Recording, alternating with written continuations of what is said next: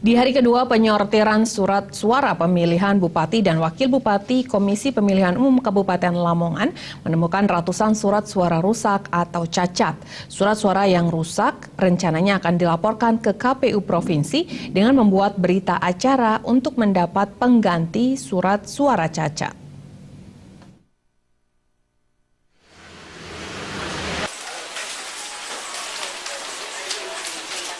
Hari kedua proses penyortiran surat suara yang dilakukan di kantor Komisi Pemilihan Umum setempat, KPU menemukan ratusan surat suara rusak.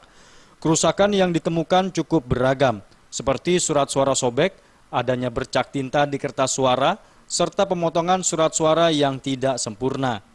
Komisioner KPU Lamongan Siswanto mengatakan, dari 558.000 surat suara yang dilakukan penyortiran, 296 diketahui rusak.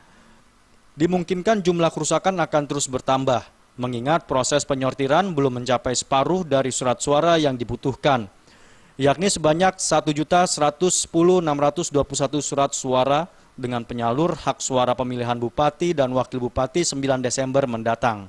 Yang rusak jumlah totalnya itu 266.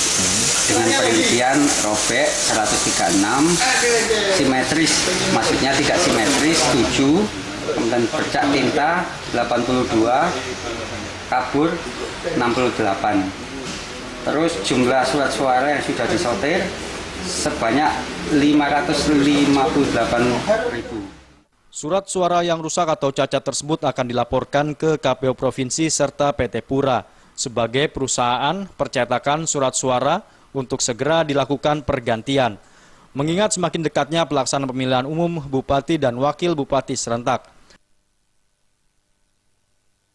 Dari Lamongan, Jawa Timur, Muhammad Basoir melaporkan.